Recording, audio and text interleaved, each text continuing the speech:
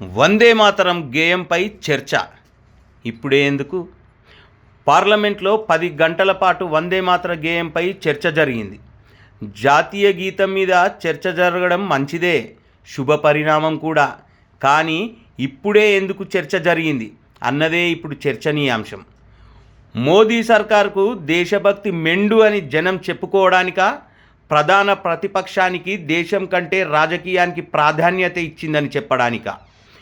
ఈ విషయం కాసేపు పక్కన పెడితే 2014లో బీజేపీ నాయకత్వంలో ఎన్డీఏ కేంద్రంలో అధికారంలోకి వచ్చిన తర్వాత దేశభక్తి, దైవభక్తిని, ముఖ్యంగా మతం పేరు చెప్పి జనాలను ఆ మత్తులో ముంచి రాజకీయ లబ్ధి పొందడం బీజేపీకి అలవాటు. హిందుత్వం అంటూ గుడ్డలు దించుకుని బీజేపీకి చనిపోయిన వాళ్ళ గురించి తప్పుగా మాట్లాడకూడదని తెలియదా? అలా మాట్లాడడమే సనాతన ధర్మమా? ఇప్పటికైనా ప్రజలు ఆలోచించాల్సిన అవసరం ఉంది.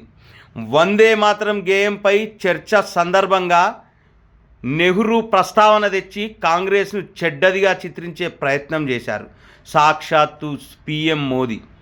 ఇంతకంటే చౌకబారు రాజకీయం ఉంటుందా? ఇక అసలు విషయానికి వస్తే వందే మాతర గేయంపై చర్చ ఇప్పుడే ఎందుకు?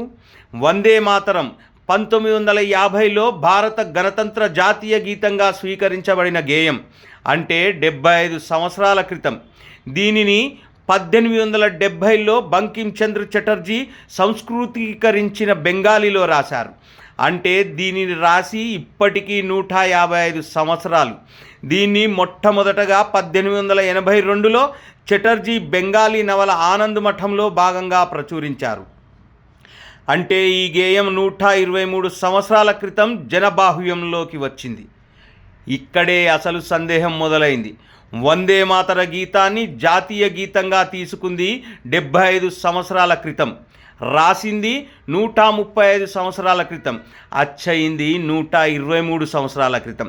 మరి ఇప్పుడెందుకు దీని మీద పార్లమెంట్లో చర్చ జరిగినట్లు? అక్కడే ఉంది బీజేపీ దేశభక్తి రాజకీయం. 2026లో బెంగాల్ అసెంబ్లీ ఎన్నికలు. పశ్చిమ బెంగాల్లో పాగా వేసేందుకు బీజేపీ పన్నిన ఎత్తుగడలో భాగంగానే గేయాన్ని వాడుకుంటున్నదన్నమాట. ఈ గేయాన్ని రాసిన బంకిం చంద్ర చటర్జీ గారిది పశ్చిమ బెంగాల్. దీన్ని బేస్ చేసుకొని బెంగాల్ ఎన్నికల్లో రాజకీయ లబ్ధి పొందొచ్చు. పైగా ఒక పక్క ఇండిగో సంక్షోభం, మరో పక్క ఓటు చోరీ ఇష్యూ. వీటి నుంచి జనం దృష్టిని మళ్లించవచ్చు. ఇక్కడ డైవర్షన్ పాలిటిక్స్ అన్నమాట. ఇక్కడ బీజేపీ తన రాజకీయ లబ్ధి కోసమే చర్చ పెట్టిందన్నది రాజకీయ విశ్లేషకుల వాదన. బెంగాలీ కవి, రచయిత బంకిం చంద్ర చటర్జీ రచించిన ఈ గేయంతో ముడిపడిన చారిత్రక సాంస్కృతిక ప్రాధాన్యతపై చర్చ జరగడం మాత్రం అభినందనీయం.